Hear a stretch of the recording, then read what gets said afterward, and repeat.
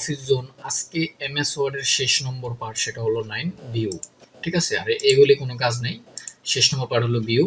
আপনারা যারা পার্ট 1 থেকে সিরিয়াল দেখবেন তারা কিন্তু এমএস ওয়ার্ডটা শিখতে পারবেন সুন্দরভাবে। কেউ যদি মাঝখান থেকে দেখেন তাহলে কিন্তু কিছুই বুঝবেন না। ঠিক আছে, তাহলে আজকে আমি ভিউ মেনুটা দেখাবো। ভিউ মেনুটা হলো যেমন প্রথমে আছে রিড মোড। রিড মোড হলো আপনি কোনো কিছু যদি মানে ফুল স্ক্রিন করে পড়তে চান তাহলে কিন্তু জিনিসটা দেখছেন রিড মোড হয়ে গেছে, মানে পড়তে পারবেন। তারপর কিবোর্ডের স্কেপ বাটন কেটে দিলে কিন্তু চলে যাবে। এরপর হচ্ছে প্রিন্ট লেআউট। আমরা সবসময় প্রিন্ট লেআউটে থাকি, এটা এভাবেই থাকে। এরপর ওয়েব লেআউট, মানে আপনি ওয়েবসাইটের লিঙ্কে যদি জিনিসটা কেমন হবে দেখতে চান তাহলে কিন্তু এটা জিনিসটা দেখতে পারবেন। আমি স্কেপ বাটন টিপে দিলাম, আবার চলে যাব। আমি প্রিন্ট লেআউটে দিলে আবার ঠিক হয়ে যাবে, দেখছেন। এরপর আছে ফোকাস। এগুলো লাগে না, আউটলাইন ডিডলাইন আপনি জানেনই। ফোকাস হলো আপনি মানে জিনিসটা ফোকাস করতে চান, মানে একটা কিছু লিখে পুরো ফুল সাইড দিয়ে ব্ল্যাক থাকবে আর আপনার পেজ থাকবে, এটা হলো ফোকাস বলে। আমি আবার স্কিপ বাটন টিপে দিলাম। আচ্ছা, এরপরে মূলত এই যে এগুলো কাজ নেই, এগুলো মানে যে আপনার পেজটা কিভাবে আছে, ভার্টিক্যাল আছে এটা তাই দেখাচ্ছে। আচ্ছা, রুলার কাজটা হলো দেখেন, আমি আমার রুলারটা যদি ক্লিক করে দেখেন আমার কিন্তু রুলার এক ধরনের এসে পড়ছে। আপনি কিন্তু এটার সাথে জিনিসটা উপরে নিচে মাপ মাপ মানে ঠিকভাবে করতে পারবেন। উঠে দিতে চাইলে আবার উঠে দিতে পারবেন। ঠিক আছে, আমার যেহেতু লাগে তাই আমি ক্লিক করা থাকলো। আচ্ছা, গ্রিড লাইন হলো আপনার এই সেন্টেন্সটা মানে কতটুকুর ভিতরে আছে সেটা কিন্তু দেখিয়ে দিবে, দেখছেন। আমি এটা করলাম। ঠিক আছে, এখন হলো নেভিগেশন প্যান। নেভিগেশন প্যানটা হলো আমি যদি নেভিগেশন প্যানটা ক্লিক করি, দেখেন আমার এখানে পেজ আছে 2টা। আপনার অনেকগুলো পেজ থাকতে পারে, সেটা কিন্তু সে দেখাবে। ঠিক আছে, এটা হলো নেভিগেশন প্যান।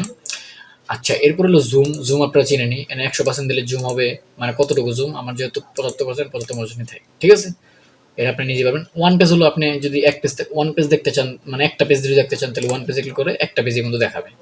আবার মাল্টি পেজ দিলে দেখেন 2টা পেজ দেখাচ্ছে, তাহলে আমার ওয়ান পেজই থাক।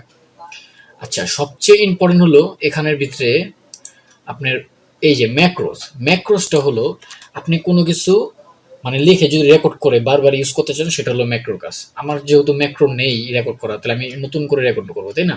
তো আপনি ম্যাক্রোতে যাবেন, ম্যাক্রো যে রেকর্ড ম্যাক্রোতে ক্লিক করবেন। তারপর ম্যাক্রো যেখানে একটা নাম দিতে পারবেন, আমার এটাই থাক। তারপর ওকে দিবেন, দেখেন একটা চিহ্ন আসছে। এখন যদি আপনি কোনো কিছু কাজ করেন, দেখুন দিস ইজ এ বুক। আমি এটা কাজ করলাম, এটা একটু বড় করে দিলাম।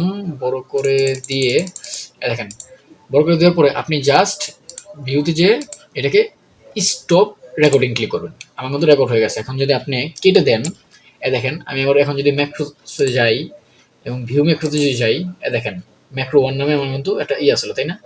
এটাকে ক্লিক করবেন, জাস্ট রানে ক্লিক করবেন, দেখেন দিস ইজ এ বুক। মানে আপনি কোনো কিছু তৈরি করে ওটা বারবার ইউজ করতে পারবেন, এটা হলো ম্যাক্রোসের কাজ।